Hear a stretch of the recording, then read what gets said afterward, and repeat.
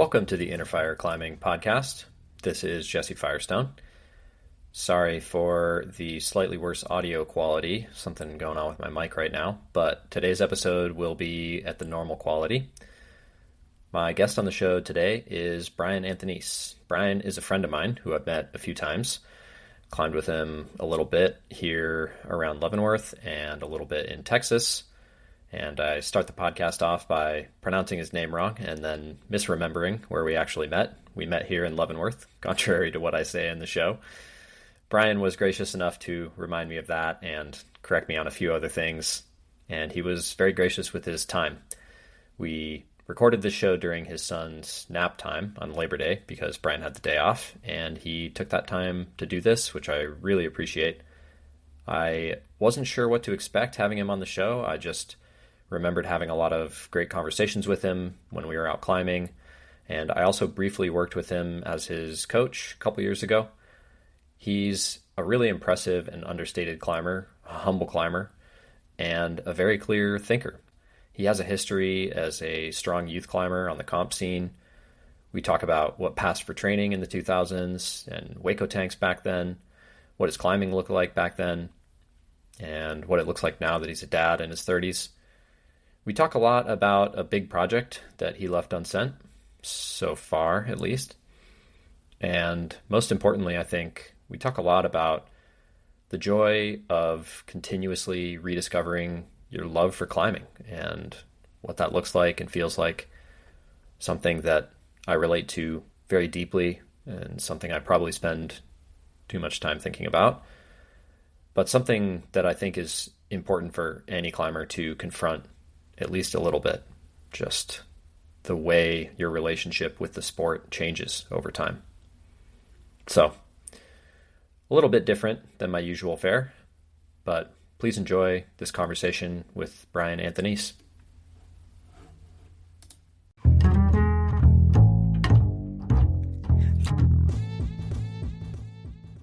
It's a lot easier than it looks. It's Antheunisse.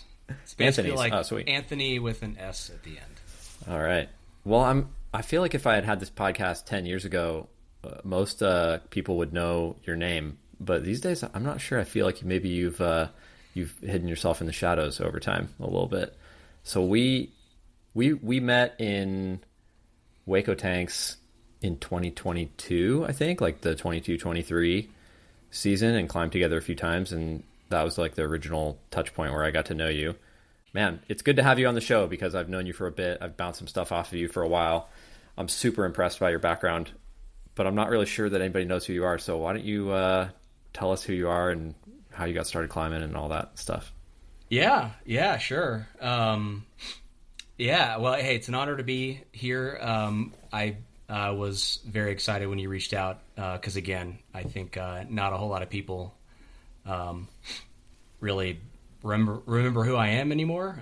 Not that I've been trying to stay in the spotlight or anything, but it's cool to have somebody recognize you. So, I mean, I've been climbing forever. I just turned 34. I've been climbing since I was 8. So I guess that puts my start year in 1999. So I grew up in Dallas, Texas.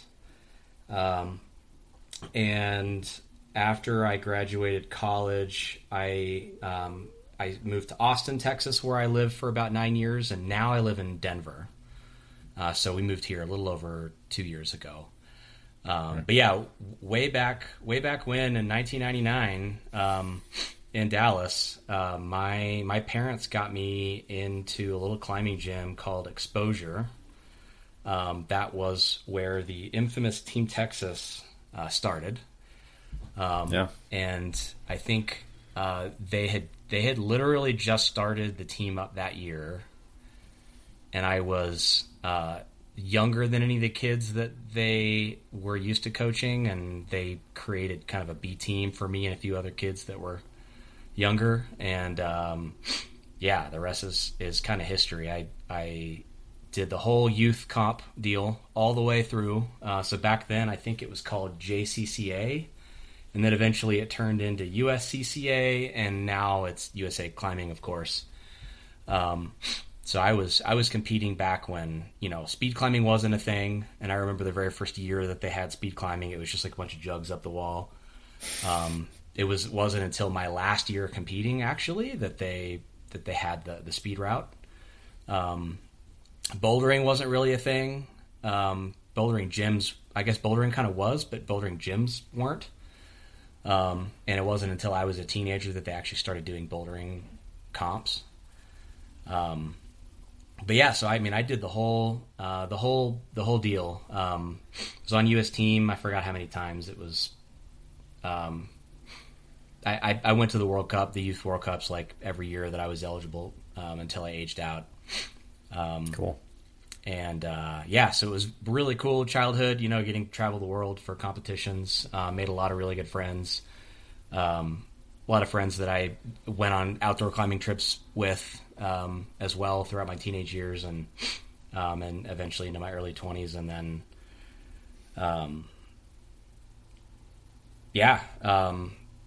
I kind of had that moment where that a lot of teen kids have where, comps are like their whole life. And then all of a sudden they go off to college and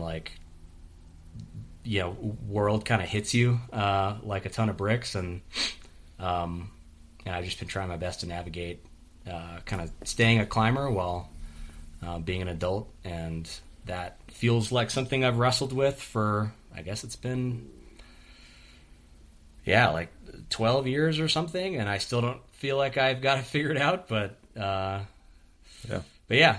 So, and I guess the one thing I'll throw in there, because you mentioned Hueco Tanks, is that's kind of my like home away from home, El Paso. Growing up in Texas, that was like the closest awesome destination that you could get to driving. So we went there every winter. Started with my parents taking me there, and then when I was a teenager, I went through guide training, and I've been going back every single year since I was young, guiding and climbing. Yeah. So that's a big. Haven't missed a year, I think you said, right? Yep, every single year since I was, I think like 11 or something. So that's awesome, man. Yeah, I'm jealous, and like I don't climb super well in the desert. I feel like for my own expectations of myself, but I still think Hueco is just like one of the most cool and magical places that I've ever climbed. It's just so cool. Yeah, it's definitely got kind of a different vibe. Like every time you're there and you're walking around, you're like, it's different here for some reason. So yeah, it's got like a power to it when you walk around. Totally. Yeah, I don't know if that's just from the history with all of the centuries that Native Americans lived there, or if it's just the way that the boulders are and the climbing history that's there. But I love it. So to roll back to the Team Texas thing, I feel like Team Texas has been a thing you hear if I watch competitions. Like I've been hearing that for basically since I started climbing, so it sounds like it goes even further back than that. But like just to give people an idea, I feel like many of the big names are Team Texas. So you basically have like Team Texas, and like I'm in the Northwest, so Vertical World I think is a bit of a powerhouse too. But like Puccio is like Team Texas, I want to say. I think there's a lot of people that had like stops along the way on Team Texas. I mean, even I kind of actually I changed teams kind of when I was younger a little bit and finally landed back there. But Alex grew up in the Dallas-Fort Worth area. I think she grew up in McKinney. Me and her, we grew up climbing together on the same team for a while. But there were like a bunch of other stars from Team Texas too, right? Totally. Yeah. I mean, I think the biggest ones are actually the ones that are like right now competing. Okay. So like Annie Sanders, she's Team Texas. And, I remember when I was coaching, kids in college, Annie was like a tiny little girl, like too tiny to really be coached. Just getting started, in Grapevine, Texas. And, I think Dylan Countryman's another one that has been known to get on a podium now and then, especially in the youth comps. There's been tons. It makes sense because like it's actually the phrase Team Texas is kind of funny because Texas is how 20 million people or 25 million people or something. It's like a really big state. So there's quite a bit of population to draw from. But also Team Texas is very general for such a big state with so many cities. But it's definitely something that frustrates a lot of the other climbing teams in Texas, because we call ourselves Team Texas, but we were really just like from Dallas and a few gyms in Dallas, and there was lots of other teams that were also from Texas, and they were like, "Why are you calling yourself Team Texas?" Friction from the other Texas teams. Yeah, there definitely was. There still is. So you went to the World Cups, and I know you went to like nationals a bunch of times and stuff too. How far did you make it? I can't remember exactly what your placements were. Yeah, I mean, I won nationals a few times. Sport climbing, I was always in the top 4, pretty much all the way through. I think until my very last year, and then during the World Cups, I never did that well. I think maybe the best I ever did was like tied for 4th going into semis one time, and that was like, the closest I ever got. So when it came to like an international stage, like I don't have that many skins on the wall, but when it came to like USA climbing, I think like by the time I got done and aged out, I think I had set the record at the time for the most US team appearances, just adding up bouldering, speed, and sport, which I'm sure was like immediately broken by the next wave of kids. But I mean, decent success, was never like the best, but good enough to be there. Yeah, I mean, that's pretty impressive. And thinking back to like starting in, did you say 99 was when you started competing? Yeah, I mean, like back then to be a kid competing, I feel like now if you're a comp kid, like a lot of other kids probably know what it is, and like other parents probably know what it is and stuff. But back then it was like probably very novel, and telling your peers that you were traveling the world to go to a World Cup must have been like really interesting experience, because you clearly, like, you were chasing it, you like identified really strongly with it. Yeah, no, for sure. I think it was like so niche back then that, I mean, I would like kids would like make fun of me in school. It was like I got no sympathy from teachers for missing school. It was kind of just like nobody knew enough about it to even care whenever I would bring it up. Like, it was just kind of like such a niche thing. So by the time I was in college, it was starting to grow, and it was kind of weird that there was actually like more people than just outside my immediate community that started to know about it. And then when the Olympics happened, it was like all over. I think that was about the same time that like some of the big gym conglomerates started really putting a lot of big multi-million-dollar gyms out there that drew a lot of people too. So it was weird to see it. I mean, I've like literally since when I started to now, like when I started, there weren't even bouldering gyms or comps. It's pretty wild. So yeah.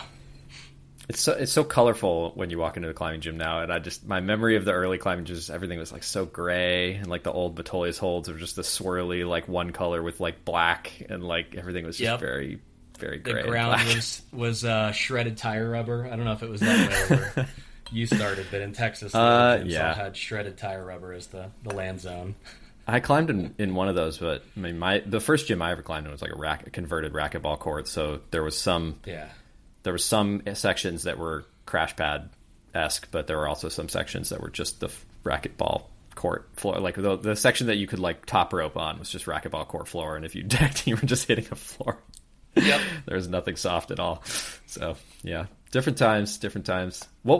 How did you guys like train for the comps back then? Like what were the sources of information even, and like what did your coaches have you doing and stuff? Because I mean that seems like it was the dark ages basically. Yeah, I mean,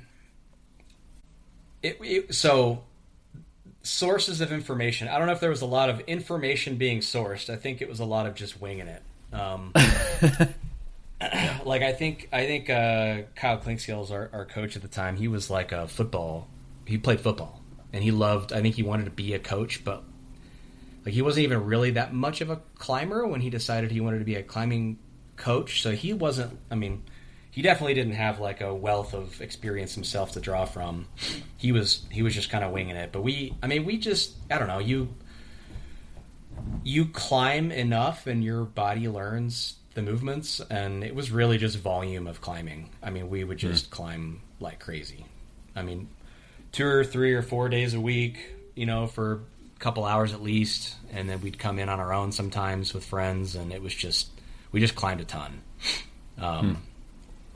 So yeah, and I think it was maybe not good for me because I had, at the time when I was like going through puberty, I had growth plates that broke and then later fused, so I have like these crazy gnarly swollen knuckles that don't bother me at all. I can't really mono, but besides that, they don't really bother me at all. But my body was definitely taking a beating when I was young from how much we were climbing.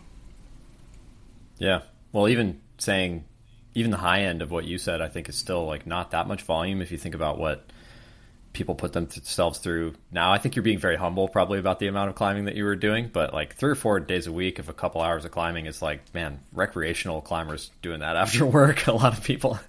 Yeah. And yeah, it is enough to get you hurt in a lot of cases. Yeah. Yep, for sure. It's kind of funny. So when did you start thinking about like training to try to get better at climbing? Did that come later after you stopped competing?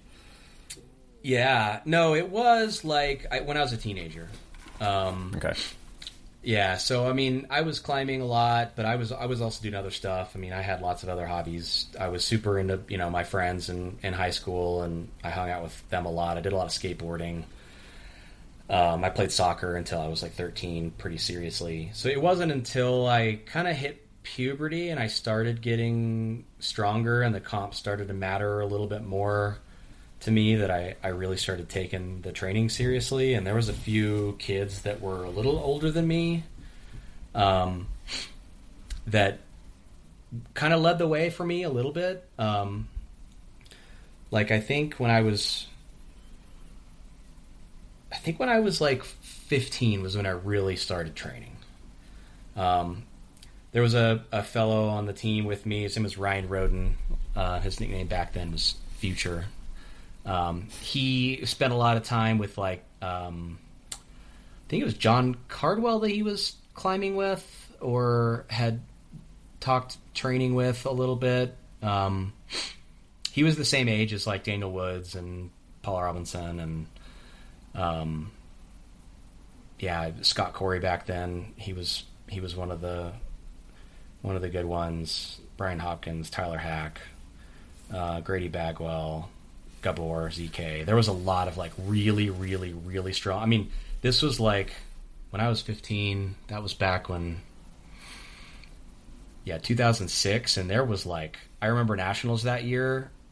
There was literally like 10 kids in Youth A, so the 16-17 category, that had climbed V12 and 514, which is like that far ago. Like that's kind of crazy, but there was some really strong people. And so Ryan was one of those kids. He would be in the mix with all the rest of them. He was just as strong as they were, I think. And he was doing a lot of research into training. And I think we had ended up stumbling across some training philosophies that I don't know how. I do know now, knowing what I know, that they were not the best. But they were. I mean, they seemed like they came from some folks with pedigree. So we were all about it. He and I started doing what we called trisets, which had their day, at least in Texas. A lot of the strong kids were doing them. I don't know if they were the best training to do, but we were very intentional. So we were training really hard. Yeah. Going through puberty kind of at the same time. And that's when a lot of us had kind of an explosion in our power and our abilities. You can get away with it if you're being very deliberate with your climbing that you're doing. Lots of like different structures of stuff will work, and that hormone supercharge that you get from like 15 to 20 or so. I mean, yeah, lots of stuff can work. What's a triset? I want to know. Even if you don't recommend it to people, I want to know what it is.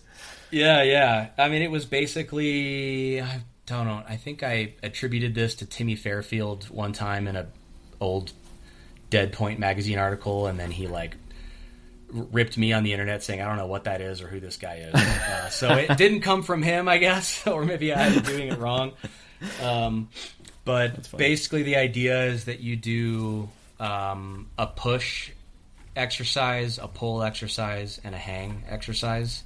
Okay. And you don't really do a whole lot of rest because muscle groups are resting when you're working out the other one. And they're like super limit, like as limit as you could possibly be.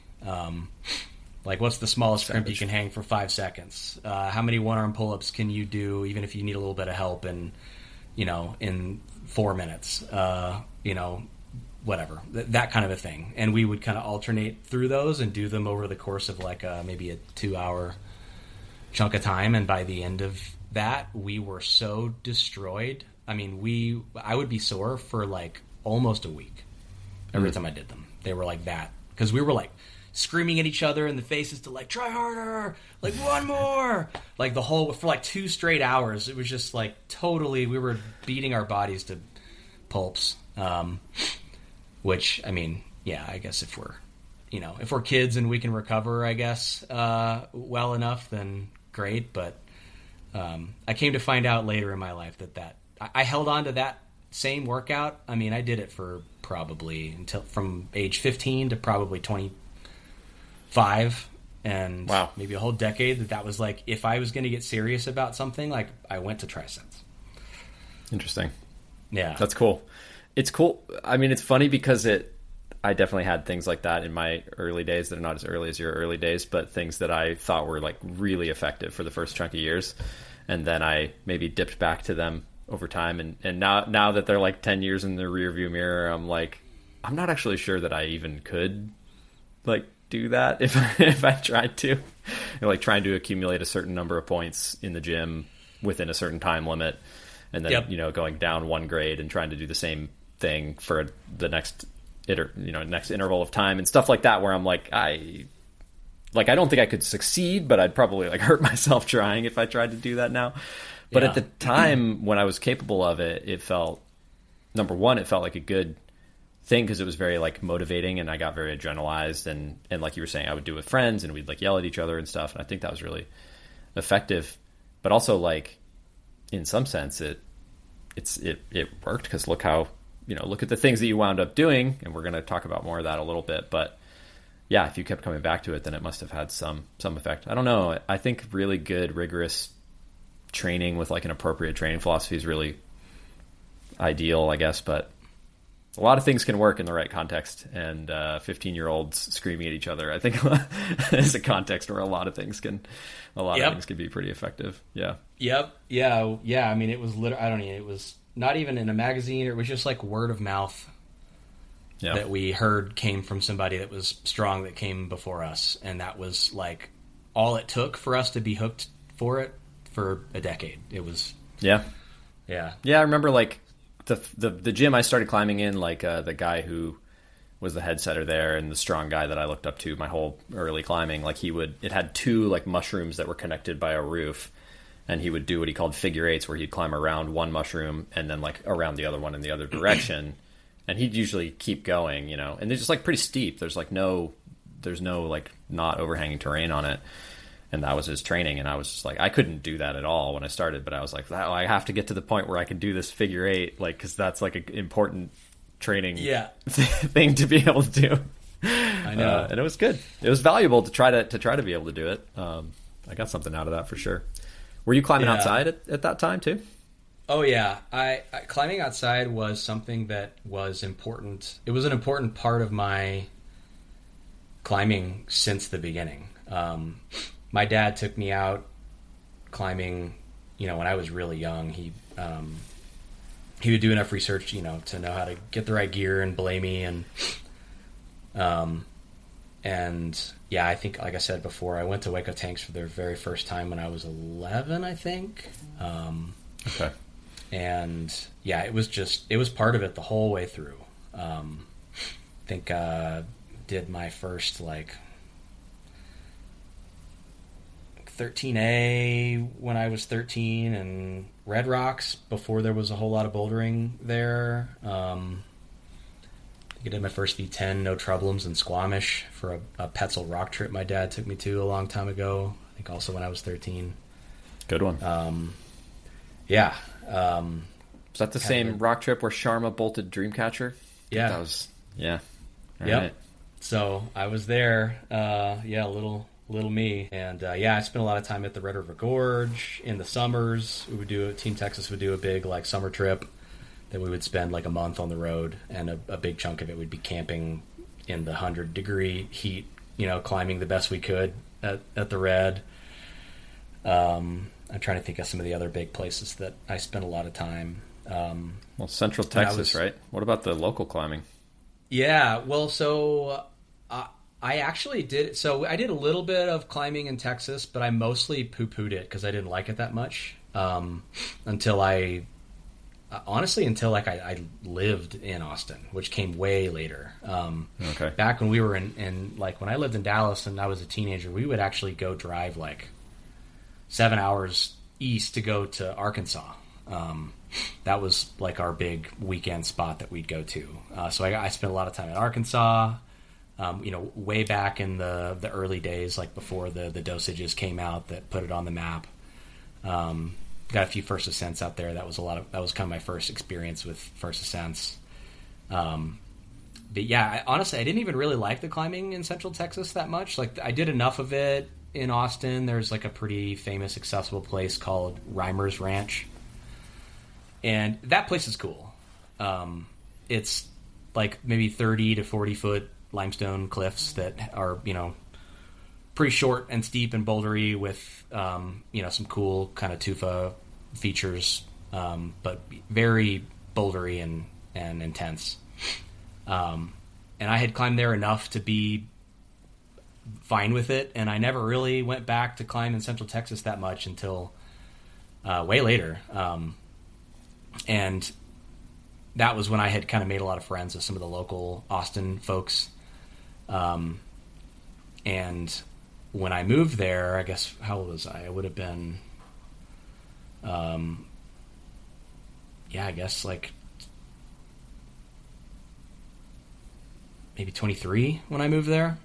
So I had friends that kind of showed me like the secret spots, because that's the problem with Texas is like all the land's private. There's barely public land anywhere.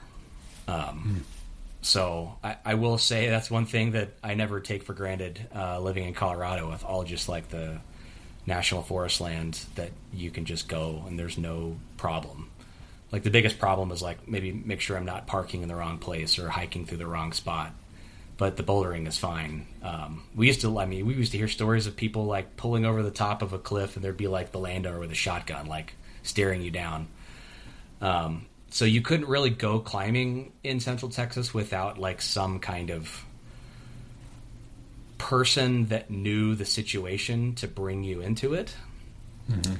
And I didn't have that until later when I moved there, and then I got to sample everything that those guys had been developing, and it was quite impressive actually. Whether it was some of the sport climbing in Flat Creek, which now is a cliff that's owned by some climbers, which is nice. It's a little easier to get there. I think that's been put on the map recently because there's a 515 that Jonathan Segrist repeated, and I think that there are some videos of that. Cody Roth actually lived in Austin for a little while, and he got the first ascent. That was the first 515 in Texas. Awesome cliff, like steep, relatively tall, just really good bullet rock. And then there's other like bouldering spots that are kind of dicey, but the rock quality is really good. It's just like you have to park in a Home Depot and run across the street with your crash pads when no one's looking and hide in the bushes, and then like that's the way it is in Austin. But out of all the places that I climbed in Central Texas, my favorite is actually the deep water soloing on Lake Travis. Cool. Yeah, that's where I had the most. I think maybe the most fun that I ever had climbing like in my life was the couple of summers that we would go every single weekend to the lake. And my buddy Clayton Reagan and Andrew Oliver, they had boats, and they would they take me to these cliffs on Lake Travis, and it was like nothing I'd ever seen. I mean, like 100 feet across, anywhere from like 20 to 50 feet deep, with just perfect like porcelain tufas everywhere. Wow. Yeah, that was a lot of fun. That sounds epic. I don't want to put you on the spot, but is that place somewhere that people could still climb? So yes and no. It's the deep water soloing is tricky on Lake Travis because the water level fluctuates so much that different cliffs are climbable with different water levels, and the cliff that I'm talking about is only climbable when it's full, basically, and it hasn't been full for like, I don't know, 6 years or something. Gotcha. So maybe less than that, but it's been years. So it's been out of season for a long time. And even when it was in season, it was like there was like a multi-million-dollar mansion that had a beautiful backyard that you were topping out into their backyard whenever you would get to the top. So there was always tricky situations to deal with, and we weren't like super putting it on the map in terms of talking about it and posting videos. So you can't find anything of that like on my Instagram or anything like that. But it's definitely some of the funnest climbing that I've ever had. If the lake stays dry, maybe some of those routes could be bolted. Yeah, it's tricky though, because it's the surface of the water is public, but the second that the water level goes down and you have to walk up to it, now it's that person's property. So there's all these like tricky situations that you just have to. Most of the time, you just don't want to rock the boat. Metaphorically and literally, I guess, in this case. Yeah, it's always a bummer. I mean, you made a good. I appreciate that you said that's something you like about Colorado, because I've mostly lived in the Northwest, and like that's something that is amazing about the Northwest. There's like so much public land, national forest, and BLM land here. Like it's pretty easy to go climbing most places. It's usually pretty easy to find a place to camp, and like obviously some things are screwy about America as a whole, but one thing that America does have is public land. Public land situation is pretty great. So Yep, just not in Texas, but it was always an adventure at least. Yeah. So you lived in Austin there for a while, and then you wound up moving back to the city, bigger city. So I grew up in Dallas, moved when I was like 23 to Austin. I was in Austin for like 9 years, and then I moved to Denver from Austin. Okay, gotcha. I didn't know if there was an in between. Yeah. No. So during this whole time, you're making your yearly pilgrimage back to Hueco Tanks, and you're a guide there. I think at this point, it's been a bunch of years. You've climbed all over the park. I'm sure you've climbed pretty much everything in the park, but there's one climb that you had quite a siege with, at least one. There's probably others actually that we haven't talked about. But during this time that you were living in Austin, were you latched on to Esperanza yet? Yeah, no, I was definitely, that started like my first season that I was in Hueco for a season. So I think I was 19. And I took a semester off of college, and I drove my car out there and lived in the desert for 2 months, and was just in Hueco Tanks the whole time. It was awesome. It was like the first time I'd ever done that, and climbed a lot of what I wanted to climb. Was having a lot of success, I think my first real session on it where I realized it was maybe possible was I was climbing with Jimmy Webb. It's back when Jimmy went to Hueco maybe like a couple of times, and that's all it took for him to basically climb everything in the whole park. But during that little window where he was still interested in being in Hueco Tanks, he was climbing Esperanza, and I was trying it with him, and I was actually starting to get closer than I ever thought I would. And then from that point forward, it was like, oh my God, if this is possible, I have I have to do everything it takes to climb this. It was the hardest thing in Hueco Tanks my entire life up to, Terra Mare got put up. I forgot exactly what year, but it was deep into, for most of my life climbing in Hueco Tanks, Esperanza was the hardest thing there. Yeah. And it was, the front of the guidebook and everything. It was a big deal. So I think that season I climbed it from the bone move to the top, which was like a really good and surprising link. And that was like that. Then the bug was there. Like I was hooked. Can we rewind slightly from the bone move, and can you tell people what Esperanza is and what it's all about? Yeah, no, sure. So it's quite a famous V14 in Hueco Tanks. It's on North Mountain. It's in the Martini Cave. Fred Nicole put it up. It was probably the hardest climb in America when it got put up. I don't know how long it held that mantle, but it was definitely like, back in the 90s, people didn't climb stuff like that. So, it's very, very steep. It's basically these like really, most of the holds are pretty in cut. Most of them are like a pad, so they're even pretty good. They're just very far apart from each other in these like really crazy directions, and the feet aren't really like lining up with where you want them.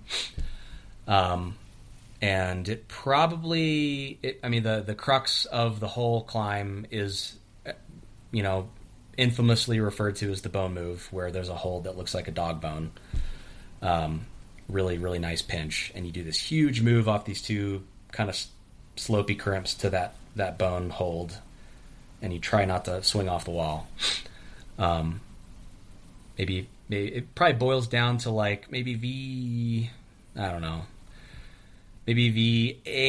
into the bone move, which is probably like a single move V11 at least, and then probably another V11 or V12 from the bone move to the end.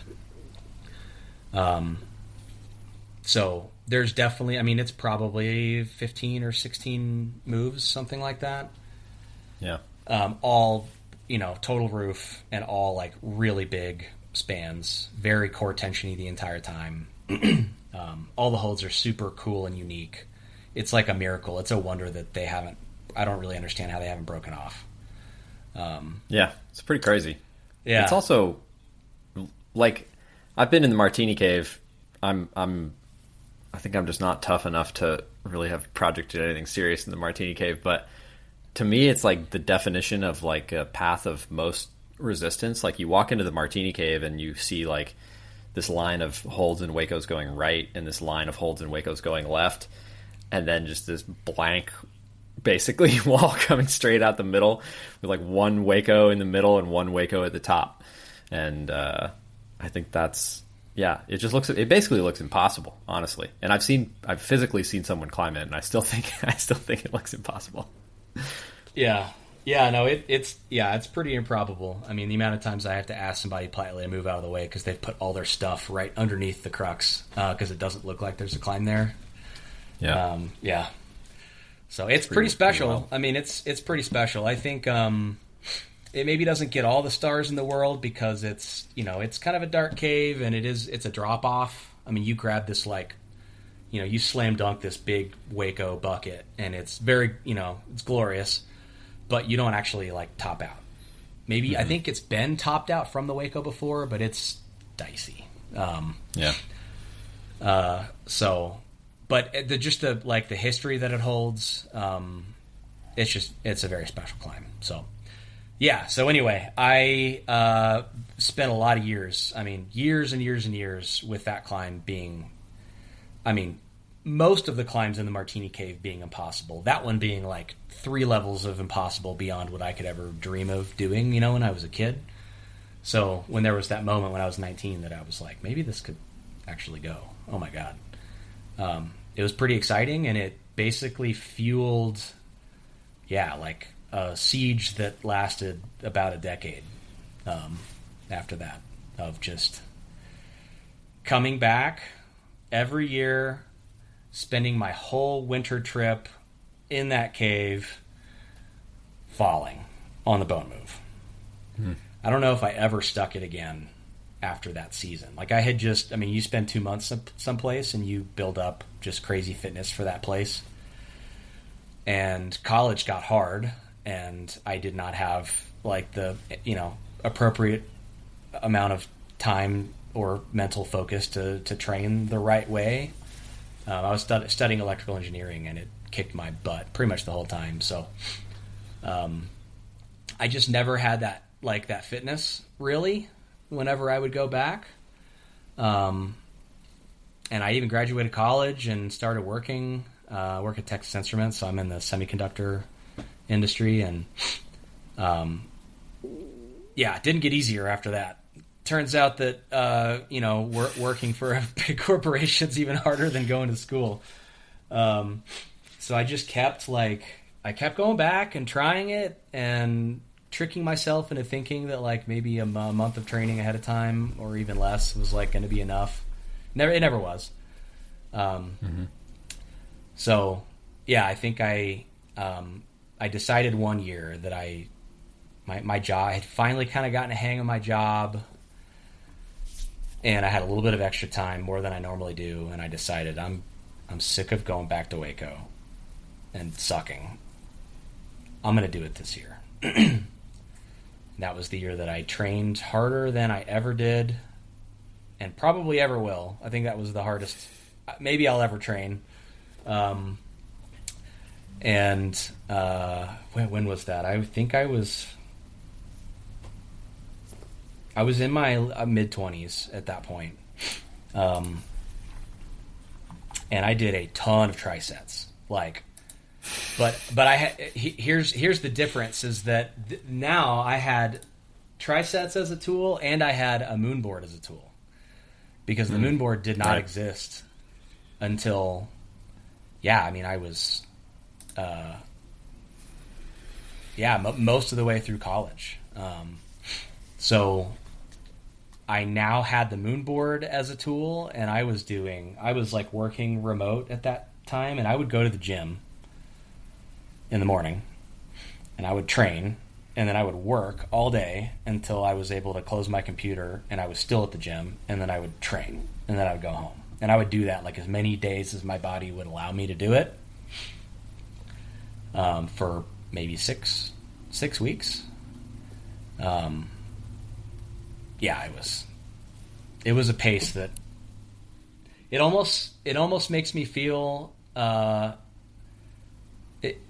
maybe just kind of jumping too far, but it is a pace that I could never sustain with the amount of responsibilities that I have in my life today. That almost makes it feel like the boulder problem. If I didn't do it that year, which I didn't, then I don't know if I ever will. Well, there's a lot in between that and the training that you did in your mid-20s. I mean, for starters, as a coach, 6 weeks is not that long, I gotta say. It's not very long. It might have been a couple of months. I actually I don't remember exactly how long that I trained. It probably was closer to 2 months. Yeah. What were you doing the other years? So you would just spend a little tiny bit of time to try to get into shape before Hueco, and then how much time did you have in Hueco most of those years? Yeah. So great questions, because it definitely explains why I didn't do it those seasons. I definitely didn't train as much as I normally would, just because I was overwhelmed with busy, with life and school and job.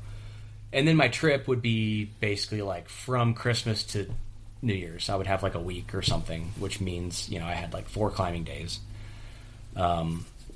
So you barely have enough time to really get into get your skin right. So that all definitely compounded. But I forgot how many. I think I gave myself more time than I normally did too. I gave myself more time to train, and I gave myself more time to be there. I think I had a couple of weeks that season that I tried. And the training worked. I mean, it definitely worked. Like that season, the bone move. Not only did I finally stick it again after many, many years of not having stuck it, but it was like I had it on lock. Like I could do it most sessions. I would stick the bone move maybe 5 or 6 times. And it just I don't know what was different other than I just had like a crazy amount of core and finger strength.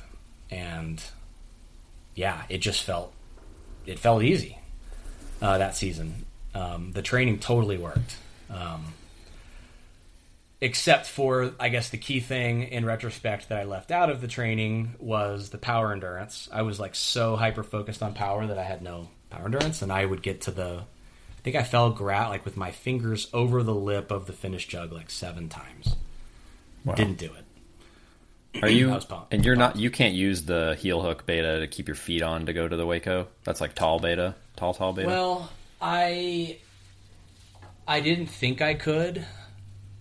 It's one of those things where like I would try it with somebody spotting me really close, and I could do it that way. Mm-hmm. But it's like a really intense heel toe cam. Like one of those kinds of heel toe cams you feel like it's going to stay if you fall, and you really don't want to fall. So I was a little bit like nervous about using it, and it felt easy enough just towing into the Hueco. And I think by the time I finished, I fell there so many times that I was like, maybe I really do need this extra, 10% of benefit that I get from forcing this heel toe cam. And I think I found like some little tiny crystal left foot that allowed it to kind of all work. And I was like, oh my God, I should have been doing this from the start. And I kind of had this new beta, I figured it on my last day. But yeah, I've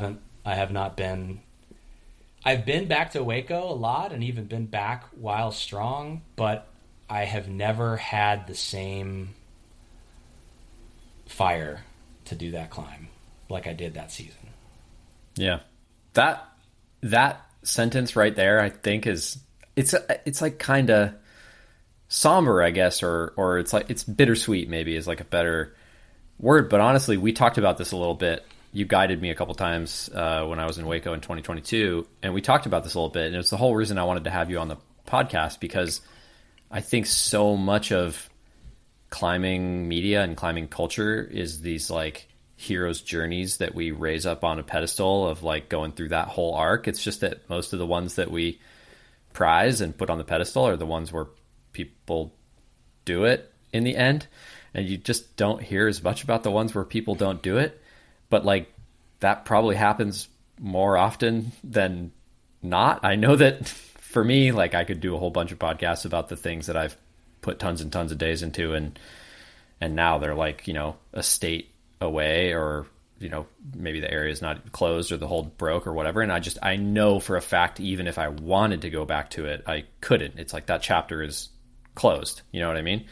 Yeah. I know that that's a core part of the sport, and yet it's not something I feel like gets talked about all that often. Like, I mean, I've coached people for projects that they then go try and they don't do it, and they just come back and they're like, yeah, I just don't think I'm going to try it again. And that just leaves a hole in my heart basically as a coach, because I try to support somebody through this process. Like, was there a moment where you kind of realized, or you said to yourself like, yeah, I'm not going to put this much effort in, I'm not going to try this again? Or was it like over time you sort of realized you had drifted away from it? I mean, there's still kind of in the back of my mind, like maybe there's a year that like I'm going to have the right life circumstances that I'll be able to apply their correct amount of training to go back and do it. So I don't know if I'd say I'd given up on it, but the amount of sacrifice it would take right now, just given everything that I have going on. I mean, I've got a very intense job. I've got a 2.5-year-old who is a crazy pants. And my wife is very patient with me, and she's not much of a climber herself. So it like even if I have the training apparatus here in my house, which I have like set up a little bit, I just don't have like the consistency in my schedule without sacrificing in places that I just can't sacrifice right now. To be able to try. So I haven't shut the door on that I will never try it again because I'm always going to be in Hueco. But I just don't need it right now. Like the year after that happened, I think it was COVID. Maybe a couple years after, but like there was not long after that season, COVID hit, and we struggled with it, like everybody did. And I was just heads down working. Like I would work. Back then we had a really intense period in the semiconductor industry where there was like a big chip shortage, and we were selling everything that we could sell. I'm in sales, so we had our customers were just like basically like screaming at us every day, like all day, all night. I would work 60, 70-hour weeks, pretty much all through COVID. So climbing was definitely not a priority at the time, and after a couple of years of doing that, I was so burnt out that I was just thinking like, how can I I need to change my life right now. And I made my big COVID purchase, which was I bought my friend's land and his house that was on the land in the desert, like a stone's throw away from Hueco. And that made a lot of sense for me because I love Hueco, but it made a lot of sense for my wife and just our family because I actually met that very first year that I tried Esperanza was the same season when I was living in my car that I met my wife in the Starbucks off Zaragoza. Oh, wow. So, yeah, she's from Ciudad Juarez, so just the other side of the border from El Paso. So her whole family is still there. So it just made a lot of sense. Like we wanted to be in El Paso so we could, see her side of the family, and I love to climb there. So we bought this land right there next to the park in the valley. Which, I basically blew every dollar that I'd saved the last couple of years working my butt off and went into debt. Just so I was like, I don't care what it takes. Like I am going to be working wherever the heck I want, and why not work here? So I did.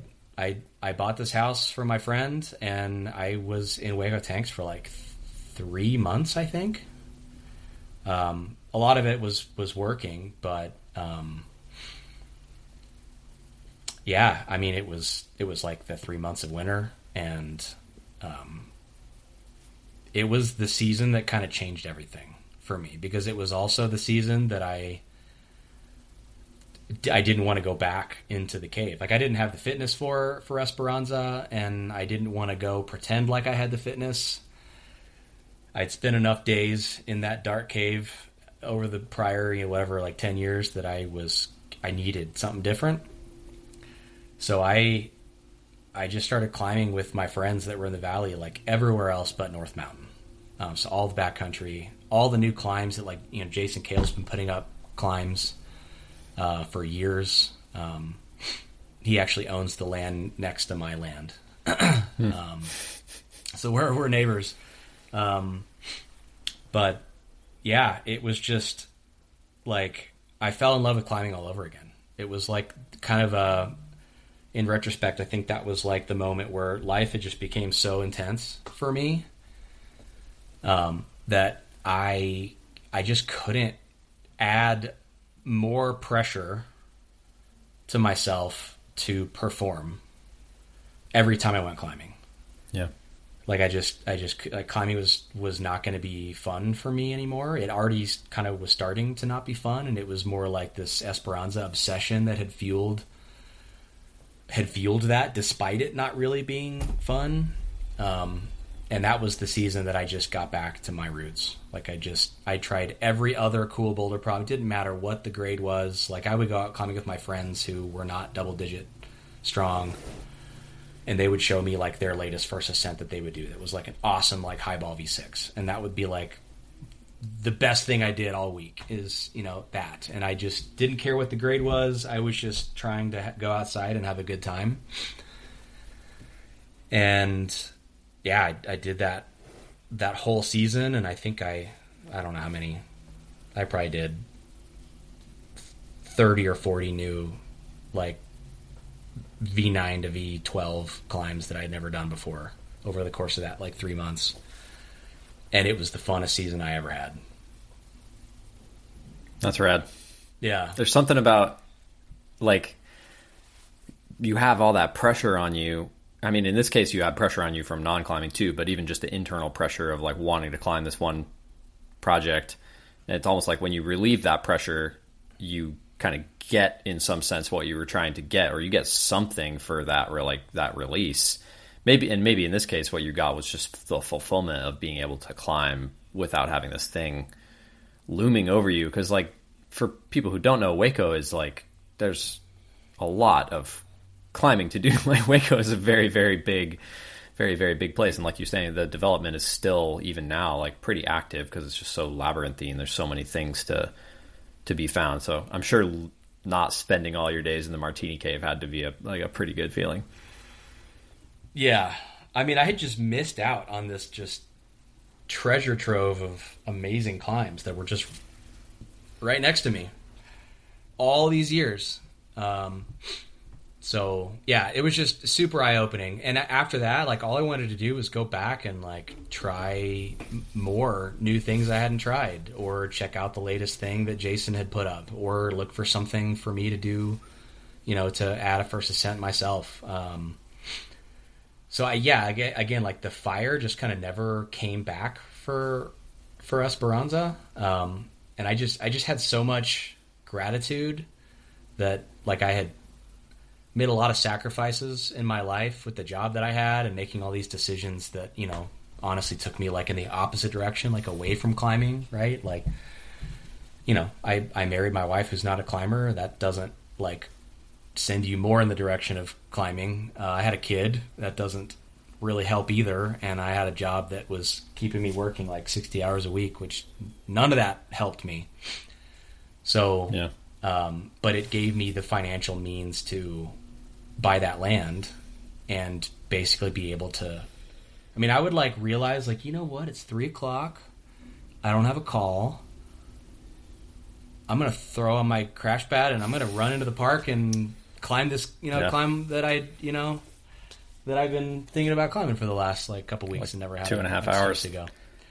I mean, all those other things in life, like, first of all, life is like, climbing's great. I love climbing, but like, life is more than just climbing. And second of all, like, having all those things and buying that property and then reconnecting with climbing in a different way and being very satisfied with it, in some sense, all those other things that you have going on in your life did enable you to connect more deeply with climbing. You just had to step back from it in order to like find the way that you could reconnect with it. I know that, like, I mean, I don't want to compare my journey to yours, because I don't think I've ever tried anything for 10 years, at least as intensely as you tried that. And I don't have a kid yet. We can talk about that later maybe. But, things do change in your life. You do come in and out of like deep connection with the sport. And I'm often like, it catches me off guard how much like I think that I need to be doing one thing, or I think that I want one thing in climbing, and then I'll go have something else or go have some other experience. Your plans change, or somebody invites you to do something and you randomly say yes to it, and you just have so much fun, and you remember like, oh, it's not just about this one thing that I was so fixated on. It can be about like lots of different things. Actually, this is a random example, but I got stuck there was traffic in Tumwater Canyon where I live, and the construction was blocking off the area that I was going to go. I was going to go clean this boulder that I'm kind of psyched on. It's summer, so I can clean stuff. I can't really climb.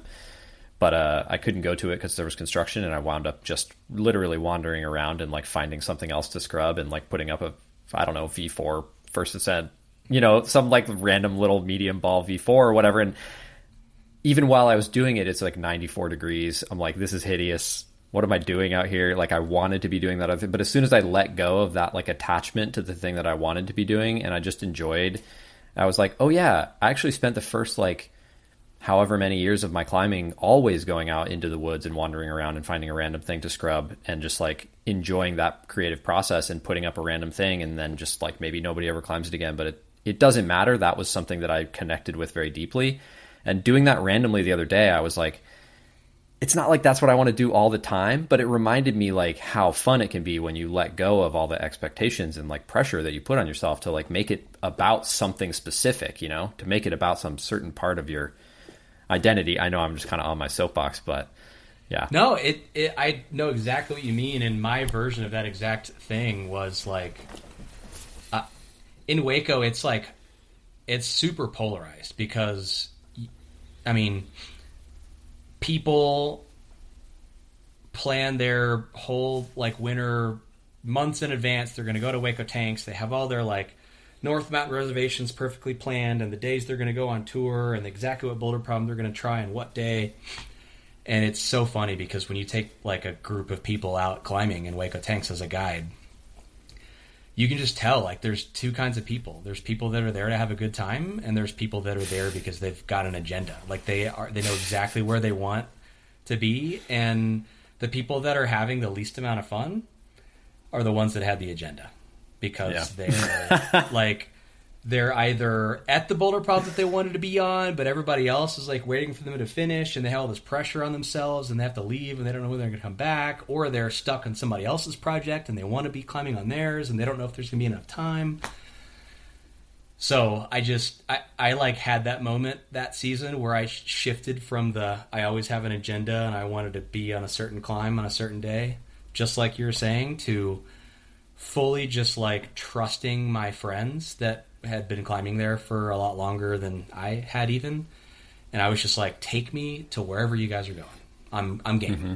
I don't care if we're scrubbing, new boulders. I don't care if we're climbing some cool V4 highball. I don't care if we just hike and don't even climb all day. Like, I trust you guys. You're my friends, and I just want to be out having a good time. And yeah, I still like to climb on hard stuff, but that shift of going into the park with zero expectations other than just wanting to have a good time. That's when I really started enjoying myself out there. That's awesome.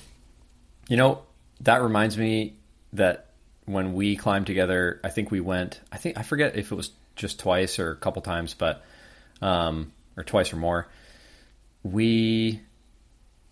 I can't remember any of the locations, but I know that you wound up taking me to a boulder that you were trying at the time, and it just happened to have like another boulder next to it that was really quite cool. I think it was like a V10 or 11. And it was like something I'd never heard of.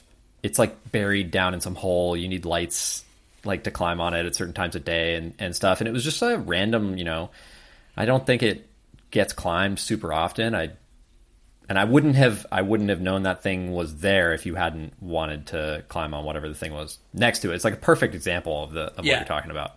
Yeah, I think the way you just explained it, it was probably Blood of a Young Wolf and Antheunisse next to it.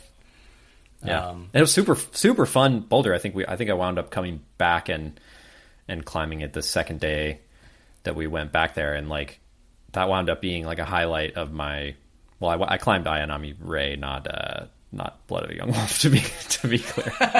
But Antheunisse is the 10-11. You were trying the 14. But like it wound up being one of my favorite things that I did in Hueco because it's just so, for me, like a very atypical style. And I love climbing things that I've never heard of and I've never seen a video of and stuff like that. It's just like so satisfying that way. And it's just just another memory that's like right in that same vein of like serendipity, man. So satisfying. Yep. When you can just have an experience on something that you didn't expect, Yeah. And honestly, that's kind of what I've turned into now as a guide is when somebody wants to go climbing, if I take them out and they tell me that they don't even care, just take me wherever, that's like my favorite. That's my favorite day. Even more than having somebody show me something new that I didn't know about. I love showing other people stuff that they that they would never have seen otherwise, just having climbed there as much as I have. So that's cool. Yeah. I know that I kind of asked you when you decided to stop trying Esperanza, and you said you haven't decided to stop trying it yet, which I really appreciate that you're being open-ended about it. I think that's smart. I want to say BJ climbed it last year or the year before, and he's got a solid 10 years on you, so that you guy's definitely got my hero. You got plenty of time. He's literally my hero. He's got kids. He's got he works as a carpenter, I think. He's so strong. So strong. So And even if you didn't do it in your 10 plus year window that you've got to catch up with him, you could also get an even older ascent than him. I don't think there is one. Maybe there is. I'm not sure. There could be. That's a great question. I'm not sure who's the oldest to climb it. It probably is him, unless it ends up being me later. But yeah, I'll tell you what. I don't really feel like I'm definitely not as strong as I used to be. But I've never, even today, I guess I'm 34. I don't feel like I couldn't get back to where I was if I had the time and the inclination to go do it. Yeah, exactly. But yeah, again, it's just priorities, right? Like that's just being at my top peak performance just hasn't been a priority in the middle of everything else that's going on for me. So yeah, if you could go back in time, which I know it's always fraught, but what would you change about the way you approached it in your 20s? And you could think about that in terms of the first phase where you were just trying it every winter, or you could think about it in terms of the when you really dedicated to it. But what would you do differently in those years? Yeah, well, knowing what I know now, I probably could have made a lot more progress not tearing my body into a million tiny pieces and then having to wait an entire week for it to put itself back together. So that's something that I've learned, thanks to you, thanks to Natasha Barnes, is somebody that I worked with a good amount for some injury rehab. I learned a lot through, the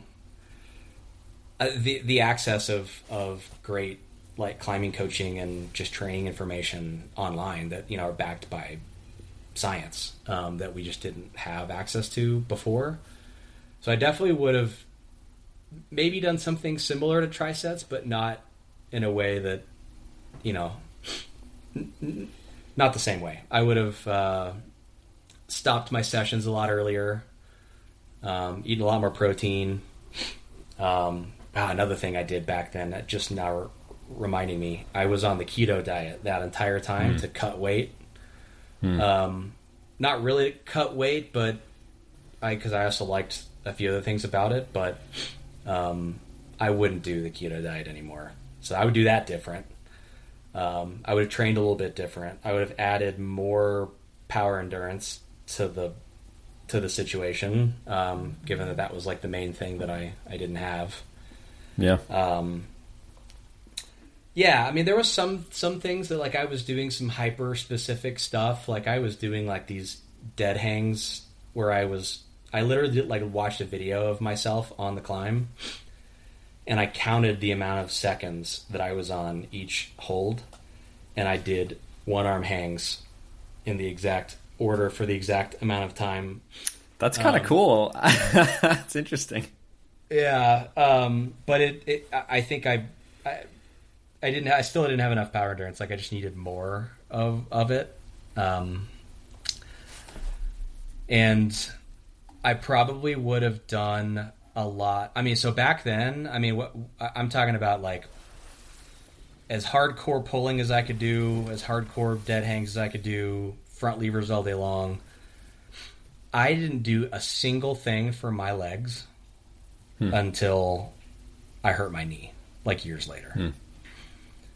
So the idea of a resilient body, preventative injuries was not I never thought about it at all. Didn't lift any weights, nothing. I was just purely in it for the performance.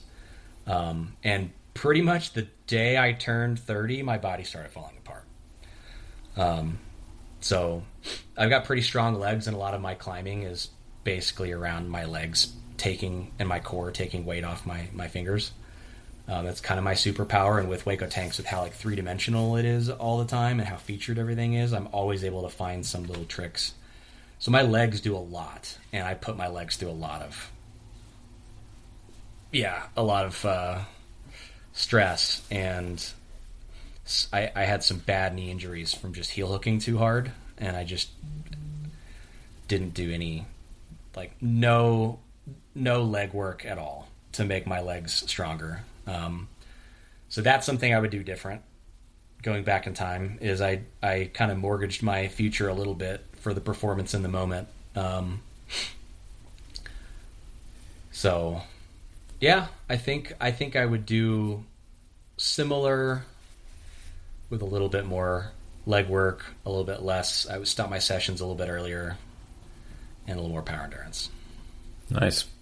That's a pretty good recipe, I'd say, for Esperanza. You thought it through. Yeah. Still got Windows still open on a lot of those things. I wouldn't say it's so different at 34, but that's cool.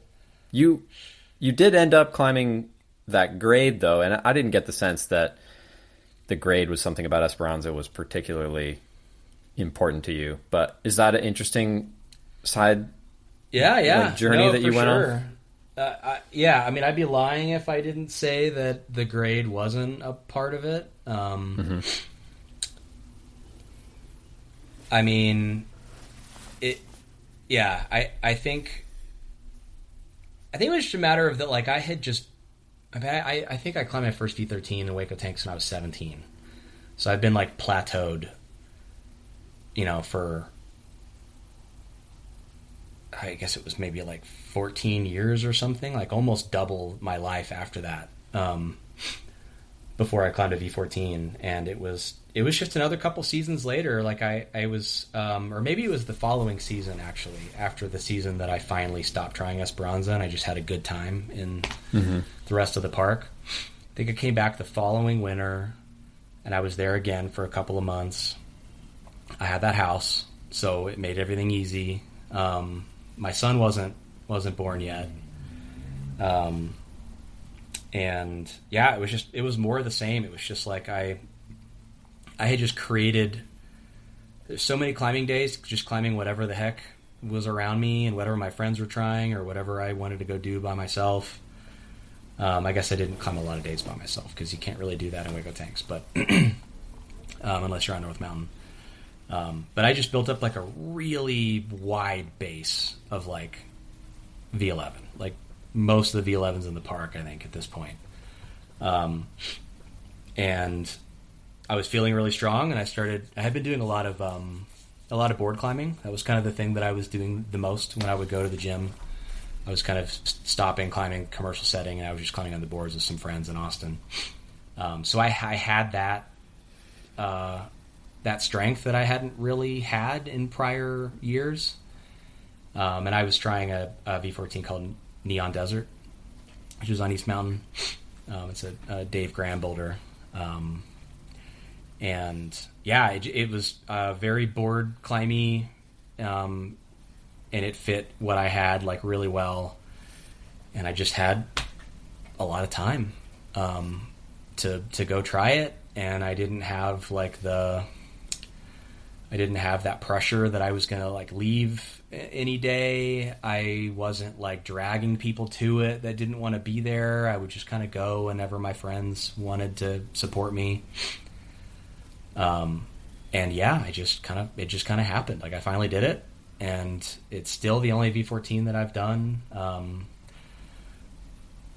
And it meant a lot to me. It did. I just think I knew that I could climb that hard for a long time, and I just it hadn't clicked yet, and I kind of felt like my performance years were like slipping through my fingers, and I was okay with it because I enjoyed climbing more, the way that I was doing it. But when that happened, it was like I don't know, it was a box that I checked that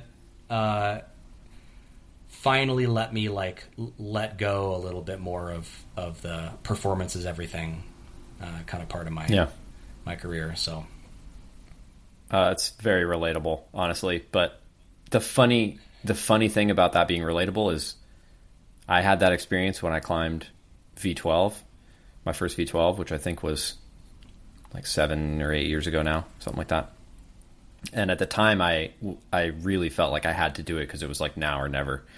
And actually, I've climbed like almost all my hardest boulders since then. Yeah, did you do Kingslayer like a couple months ago? I did, yeah, I did, and I mean, and that's definitely a really hard boulder. But the funny thing about that boulder is it almost is more similar to your Neon Desert story, where like I've gotten so wrapped up in other super hard boulders around here and put tons and tons and tons of sessions into them, and put a lot of pressure on myself, and for one reason or another, like couldn't seal the deal and had to walk away from them. And then Kingslayer actually like was, I tried very hard, but it was like front to back, like a pretty smooth projecting process, just because of the situation and the people I was with, and I was like coming out the other end of some like gnarly stuff, and like it's just it's interesting. I can't help myself in these situations but be like, well, if I had tried that one first and not had the beat down on it, and then I had tried this other one second, would I have done this other one instead of not doing it? Because you know what I mean? Like if you like switched to Esperanza and Neon Desert, would you just have had the inverse experiences basically on them? Because clearly you were physically capable of climbing Esperanza at a couple different points, and it just for whatever reason, like, there's a lot of things that are outside of our control with hard rock climbing. Nobody maybe likes to admit that, but it is the truth. Yeah, no, for sure. Yeah, I mean, it's just kind of a testament, right, to like the progression that is the healthy progression that I'm sure you guys preach to your clients, right? Like, just stay the course, train, you get a little bit better every day, you build a little bit more skills every day, and there's just this time, if you just stick with it, that all of a sudden you look back and you're like, I can climb any V8 that I try. When did that happen? Yeah, in a little way, that's kind of what happened here too. I just built up enough. But yeah, I mean, if I can maybe rewind a little bit and sort of bring this back to like we were talking a little bit about like the being a team kid. Mm-hmm. I feel like every single being a team kid is interesting. It's different, I think, than a lot of other experiences that people have, because it's crazy how common that you see team kids just like they just burn out, like they just don't like climbing anymore and they stop. Yeah.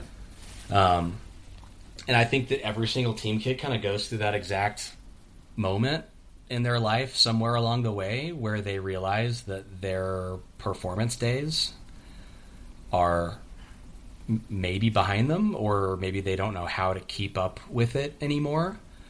And not everybody has that moment where they reconnect with climbing in a different way that they love. Sometimes they don't know how to reconnect with it. Like they get frustrated. And life is hard. Like being an adult is not easy. So, for me, like my love for climbing outside and my love for Hueco Tanks and the rest of my life circumstances, like meeting my wife in El Paso, that obviously is a big reason why I even bought that house in the first place. Like that was kind of what led me down the path that I needed to be able to sort of like let go of my like addiction to being at my peak performance. But I mean, it's real easy for kids to go through that very structured team practices on the same day every week. I've got the comps in the same months at the same time. My parents drive me to practice. My whole life is like perfectly organized around climbing, and then they like go to college, and a lot of times it falls apart. Like they have to keep up with the routine themselves, and then they climb when they can, and they're not as good as they used to be, and they get frustrated and they stop, or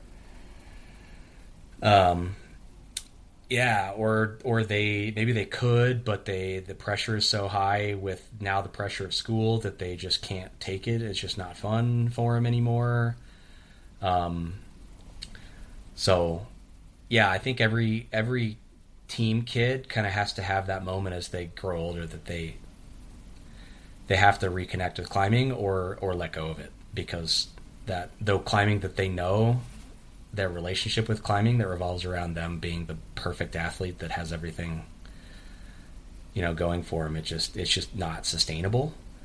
And I mean, I think some kids will push it further and further into the future. I mean, like, I don't know, like there's a few kids I can think of. Like, I know Maya Madera is one that comes to mind. I spent a lot of time with her in Austin. Actually, I coached her a good bit. And she's done a pretty dang good job. She went to Stanford, and like, she could get an amazing job anytime she wants, and she's just having a blast climbing, and she's still as strong as she ever was, and she's on the comp circuit, and I don't know how long she'll push her career, and hopefully along the way that she's gotten enough experience climbing outside, or with the friends that she has, that she's always going to love climbing. But there's some kids, I mean, there's some Team Texas kids I can think of that literally, like, the minute that they aged out, they were done. Like, they were like national champions, and they just were over it. So yeah, I grew up in that world, and then I was coaching for many years. And it's just interesting to see, like, I see a lot of kids, on LinkedIn or something, and they have like no climbing ties anymore. And it's just kind of interesting to see the ones that stay with it and the ones that don't, and what their circumstances are. It's like, so if you kind of think of, balance as being like having things in all these different sections, and if you're giving all of yourself to something, it's kind of tilting you in that direction, and like, it's not a very balanced life to have your identity be like so wrapped up in one thing. And to your point, there's also practical stuff, like the structure of your life and the timing of everything, and all your social group is there, and all that stuff plays a huge role. But even just the idea of, like, when that stuff goes away, suddenly you're not balanced anymore. It tips the whole plate backwards, basically, and who knows what else is going to be there to fill the void. That's got to be challenging. Like, I'm in that sense lucky, I guess, because I didn't start climbing until I was 20 or something, and actually climbing like filled in the imbalance that I had from my previous life. There you go. What advice would you give to maybe younger climbers who are aging out of that scene, and are trying to figure out what climbing looks like for them? Yeah, I mean,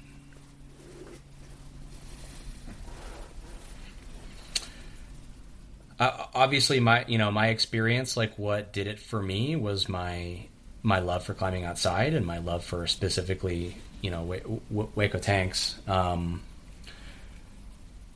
So you have to find that part about climbing that you love, and be honest with yourself about what it is, and make sacrifices to kind of keep it in your life. And you also have to keep a balance, right? Like, you just can't be obsessed with it for forever.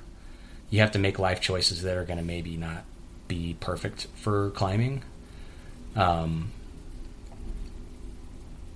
And yeah, I mean, the community is a big part of it too, right? I mean, I think a lot of, at least for me, what snuck up on me that I didn't really realize was how big of a deal the people I was climbing with, like how big of a part of that, me loving climbing was the people I was climbing with. Yeah. And you're just so trained that the performance is everything. But at the end of the day, like, that's not, if you're climbing in an empty gym with nobody, and you climb the hardest route, like a route that would have won you first place at a World Cup, but there's nobody there, and there's no, like, it's not the same, right? It's not as fun. Like, you've got to have the people around you. And I don't know, it's just like, it's real easy as a climber too to become like selfish. And I think you have to learn to kind of check that a little bit. I mean, every climber, like, I don't care who you are, like, you are being selfish when you go climbing. To a certain extent, you do need to do things for yourself. Like, you should be selfish, or else you make yourself go crazy. But, yeah, it's easy to become entitled, and it just, I don't know, you can just spiral in the wrong direction. Maybe an example. Like, I spent a good chunk of my son's like first 6 months of life kind of frustrated and bitter that I wasn't able to go climb more. And that was a super selfish, like, I couldn't get it out of my head, but I even knew in the moment that it was selfish. But it wasn't until I kind of I learned to be more present and enjoy the rest of the parts of my life too, that climbing kind of had its healthy place in my life, as opposed to like the obsession that I needed, like an addiction almost, that was damaging the rest of my life to fuel. So if you feel like that's where your head is, that's an unhealthy, like unsustainable, I think, relationship to have with climbing. It's been a lot of soul searching the last like couple of years since having a kid, and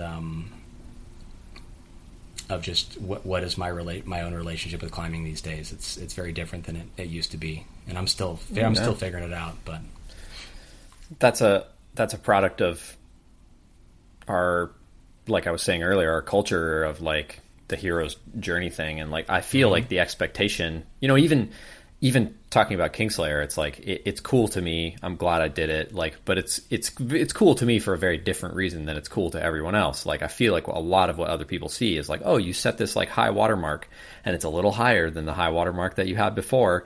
And like, check back in with us when you set an even higher watermark than that. And it's like, no, like, I want to keep doing cool things, and they might not be harder than that. Like, every single climber out there of any age, it'll be harder to hear for people who are 18 or 15. It'll be easier to hear, make more sense if you're 35 or 40. Like, every single climber is going to reach that point where they're not hitting higher watermarks, and they're going to have to figure out how to be satisfied, or how to just even feel little bits of progression within those like corners and within those like niches of the difficulties that they've already achieved. Because like, otherwise you're going to just madden yourself until you run out of things to do in the sport, and you're just going to like box yourself out of being able to have any enjoyment in the sport, I feel like. And that's a really hard thing to fight against culturally. I mean, I try to put the messages out there, but for sure, like, you take any person who's been in a climbing gym for just a few months, that's definitely what they think the sport is all about, is like seeing how far you can take it on the grading scale, right? Yeah. And I mean, exactly what you just said is why too it must be so hard to be a pro climber. Like, yeah, imagine if that's your life. Like, check back in when you set your slightly higher watermark, or else your name's not going to be on 8ANU or wherever on Instagram. Like, it's that kind of pressure. It must be so hard to stay in love with it. I don't even know how they do it. I don't really. I mean, I'll have to have a somebody who's paid by the Vpoint or something on the podcast at some point to see how that works. Like, I imagine with the competition climbing, it's a little bit more straightforward because they just have to show up and perform well on the day of the competition, and their sponsors probably push them to do the right competitions and all that stuff. But for outdoor climbing, I feel like being directly in some sort of direct relationship where you benefit financially, or you benefit in terms of your reputation by doing harder boulder, versus maybe doing the things that you find the most enticing or the most like motivating or whatever. It's like, if you're really, really lucky, those are the same thing, but they're probably not always the same thing. Like, sometimes the stuff that we wind up doing, like I was just saying about that random FA, like dirty FA that I did the other day, it's like that stuff is compelling in a different way, and if I was just out there only trying to climb the hardest thing I could because that's what some extrinsic motivator wanted me to do, well, first of all, it was too hot that day, so my sponsor would need me to be in a different hemisphere or something like that, which is its own pain in the ass. But yeah, it's always complicated, man. I do feel like in my in my 20s, it was much more straightforward. And in my 30s, it's been more straightforward in a different way. Like my 20s were like, I just want to climb as hard as I can. My 30s are like, okay, I have all these other things that I need to do and all these other priorities. And I've, time and energy for climbing is like shrinking. And it's almost like you're trying to get more from less, And I love the idea of thinking that I'll have more leisure time and more money and more energy 10 years from now, but yeah, I'm not holding my breath. Well, that's I the way that you phrased that, like trying to get more out of less, I think, I don't know, my relationship with climbing has turned to a way where the only thing I'm trying to get out of climbing is just, it needs to be this thing that I still love to do that balances out the rest of my life. Yeah, like I just need, like, I don't know, it's for me, it's all about like learning to be present and be content is a surprisingly hard thing to do for hardcore climbers, I think. So just having climbing be that thing that I can go do that. Like I had the same experience as you last weekend. I was visiting my parents so they could see my son. They live in a cabin in southern Colorado, and they happen to live like pretty close to some rock. So I took a couple hour, nap time window, and I ran up to the cliff, and I did the same thing as you. It was hot and sunny, and I set up an anchor and rappelled down and cleaned up some little V4 crimp line that was pretty cool on a nice face, and that was all I needed. Like I just needed to be out in nature and like be happy that I enjoy the view, and it's just really hard to learn how to do that when you start from a place of performance is everything. So yeah, it's still hard even today for me, but I'm definitely closer than I was. Okay, it's blowing my mind that we had that similar experience, and also we didn't talk about this before, but that they were like the same grade ish. Yeah. Who knows what the actual, but that's pretty funny. Yeah, I'll have to come to Southern Colorado and climb yours, and you can come to Washington and climb mine, and we'll see how they match up, because that's what really matters. Is like which thing is harder. Totally. Do you? Yeah. I mean, obviously, you're still climbing then, and you're still doing some stuff. Like, do you still consider what you do training, or what does your climbing look like these days? It's a great question. Since I've lived in Colorado, maybe I'll just use that as a baseline the last couple of years.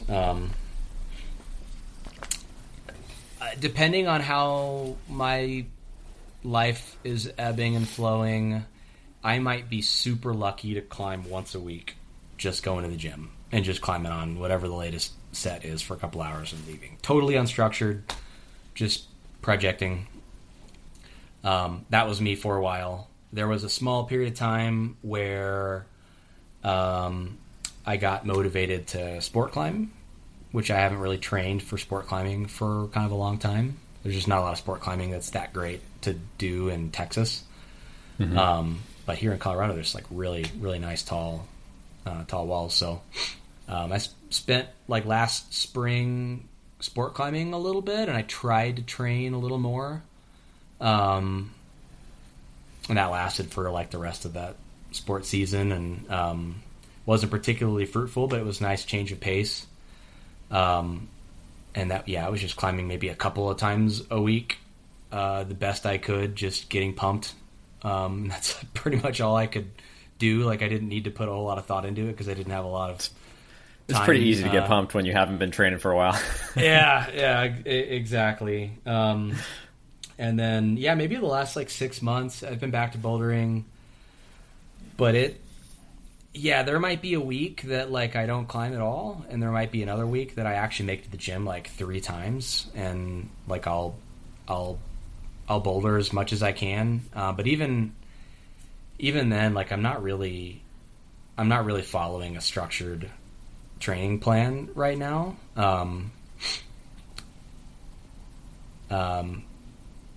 If I have like enough time, I'll do some lifting just to stay strong, stay resilient, because I know my body is little bit more fragile than it used to be. So I'm trying to keep that in the back of my mind. So I've got like a little weight room in my basement,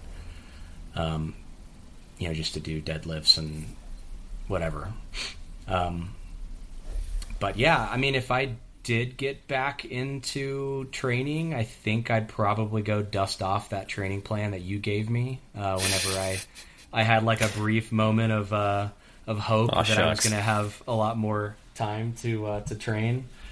I mean, what I liked about it was I don't know, I liked the way that you looked at it a little bit more holistically. Like, flexibility was part of it, and the stretching between exercises, and some of the strength training was built into it too.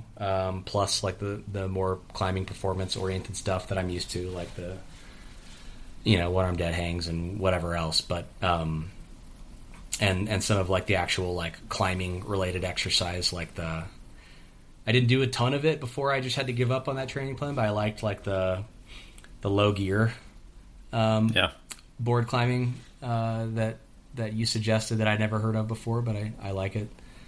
But yeah, honestly, like these days, just with work the way it is, and with my son as crazy as he is, my climbing is purely just for fun right now.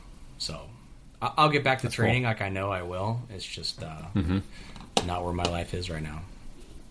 I mean, purely for fun is a great place to have your climbing, in my view. You said something we were like chatting about maybe recording, and you wrote something that I was really curious about. I wanted to read this back to you and just have you talk about it, because I just want to know what you mean by this. He said, I felt my brain change over the years as I age. I have less practice executing, and I have to place more intentional focus on the details when trying to send at my limit, when it used to come so naturally.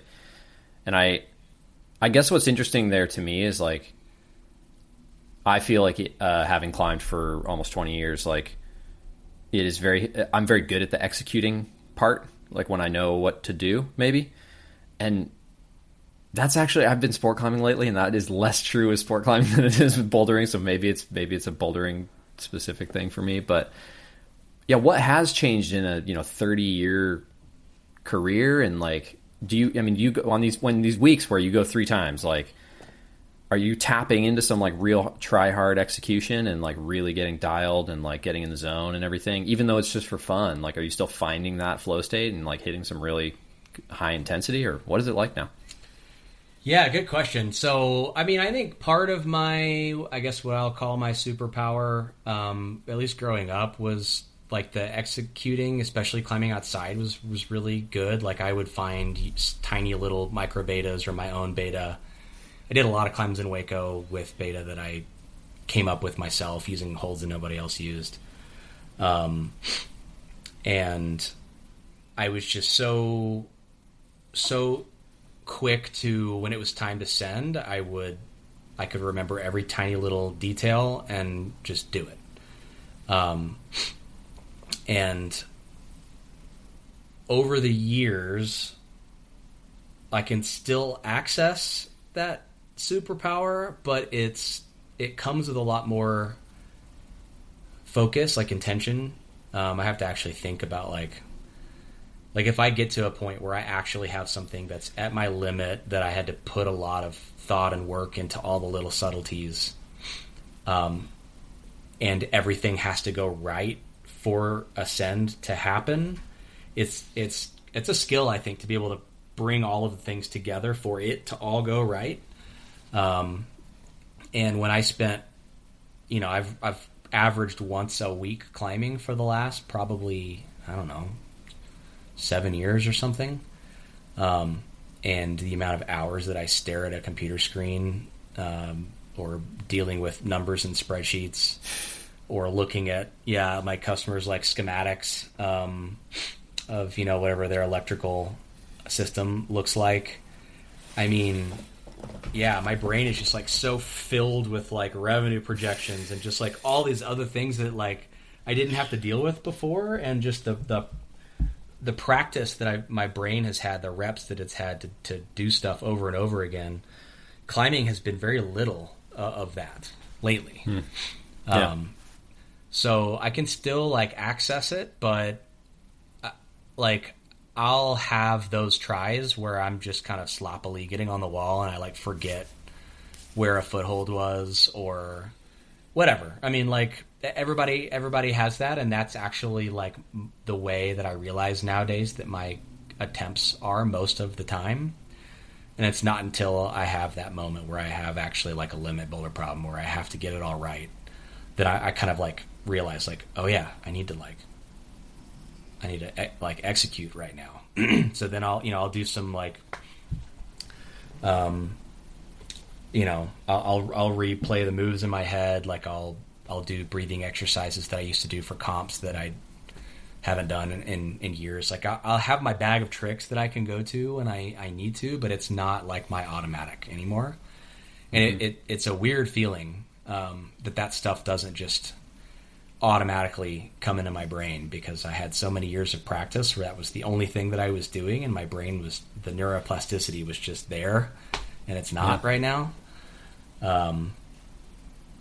So yeah, it's an interesting feeling for it to just kind of come a little bit slower. So anyway, it's crazy one season in Hueco and it all comes back, but yeah.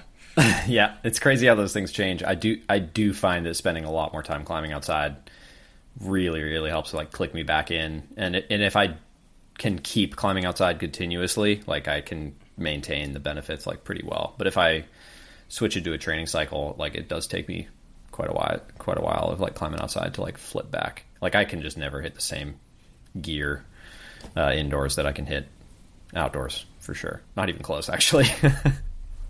For me. Yeah. Yep. Yeah, it's that like and I don't even know if it's something that, I think it's one of the things that like really good climbers, it just comes naturally, that people that maybe start climbing when they're older, it's a lot more of like a tough thing to learn. And I didn't even really think about it until I think I've seen posts that you've put out of just like how intentional you are with your tries. And you do have things that are within your control. There's a lot that isn't, but there are a lot of things that are within your control.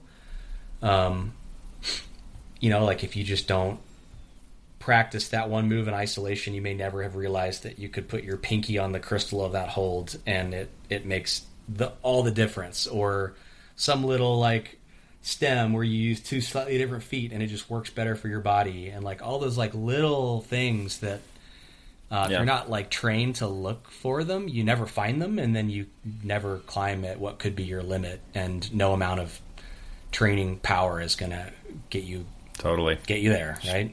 Just a bigger leaky bucket. Yep. This is actually what's killing me right now, is switching to sport climbing. I've just been like hitting the same level of like detail orientedness, even though I'm climbing sport climbs, and I actually really need to like back off a little bit and just like try hard, because I don't need to know every single crystal on like all the holds of sport climb. But I'm slowly getting there. It's been a fun process. I'll try to gracefully change the subject here. I'm sport climbing this summer because my wife is going to have a baby in, a little over 2 months, and it's close. It's getting really close. I know you just mentioned a minute ago, which I thought it was really powerful, actually, what you said about your relationship to climbing the first 6 months of your son's life, and I guess I'm just selfishly curious, like, what advice do you have for me going into being a climbing dad? I'm having a girl. It'll be a little different, but those early days will be like very similar. Like, what should I do in the next 2 months, and what am I getting into, man? What should I prepare myself for? You got 3 more hours? Yeah. Oh man. Yeah. I mean, this is where all my mental energy has gone, I think, is trying to become a better person, like a better dad and a better husband, and kind of putting down the becoming a better climber so that I can focus on those other two things. Because, I mean, you can never really go back to trying to become a better climber if you never get those two things right. Yeah. But yeah, I mean, those first months are so hard with the sleep deprivation, number one. Like, you've got no ability to, like, control your emotions, and better believe your wife has, like, 1/10 of the ability to control hers with all the hormones that are going through her body and all the pain that she's going through.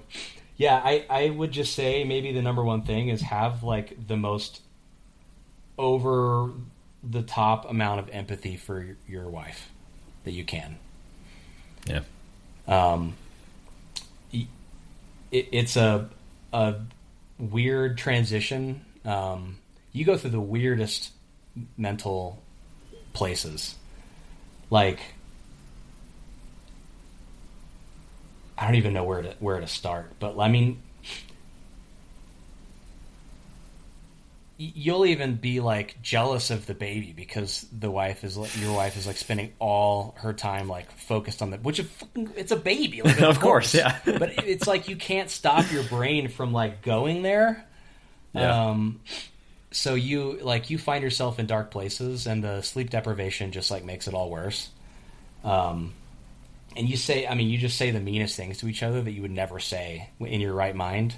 So just learning how to not take things personal, learning how to have just a never-ending amount of patience, and just trying to, like, make sure that your life is sorted with your relationships with your family before you just try to rush right back to climbing and run off to go, like, climbing.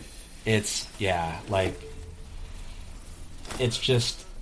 surefire way to, like, build resentment and make it harder to go climbing later. And it's just, and it's really hard, I think, for climbers because, like I said before, like, we're very selfish people most of the time. Mm-hmm. And this is like having a kid is, like, the most, like, you have to put yourself last, like, in everything, which is not something that we're used to doing. So yeah, it's tough. You gotta learn how to do it. So yeah, I think, I'm sure if you ask me in another day, I'll give you lots of different other advice, but maybe just for the context of this podcast, like, you just have to put, like, there is another climbing season in the future that's going to be awesome. It's not going to be the one that's immediately in front of you after having a kid, or maybe even the next couple after that.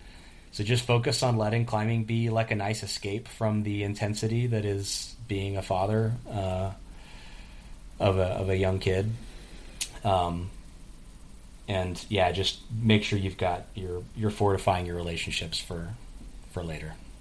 That's awesome. Yeah, I obviously didn't know what you were going to say, but the second you said trying to be a better husband and trying to be a better father, because you can't go try to be a better climber unless you do those things first, and my brain latched right onto that. And it didn't latch onto it in a, like, yeah, I want to be a better husband and father. It latched onto it in, like, okay, here's what I have to do in order to be a better climber. First, I have to be a better husband. It's like, oh my God, I can't even get out of that identity. Even if they're not stepping stones to the other thing. That's pretty funny, man. Well, dude, This has been awesome. I really appreciate you taking a nap time on a holiday to come chat with me about climbing. I really appreciate the openness that you've had, because I know, some of this stuff is major parts of your life. So thanks for sharing it all with us, and thanks for sharing your wisdom too. Just as much powerful stuff in there as I would have hoped. And damn, dude, I don't know the next time I'll be down in Hueco. It might be a while, but I hope we get to climb together again in the future before too long. Yeah, hey, I'm sure our paths will cross again. Thank you so much for inviting me on. Like I said, it was kind of cool to, like, have a reason to go back into the memory vault and kind of sort through some of this stuff and think about it in the new context of who I am now. So, I appreciate you inviting me on. Cool. Thanks, Brian. Yeah. See you later.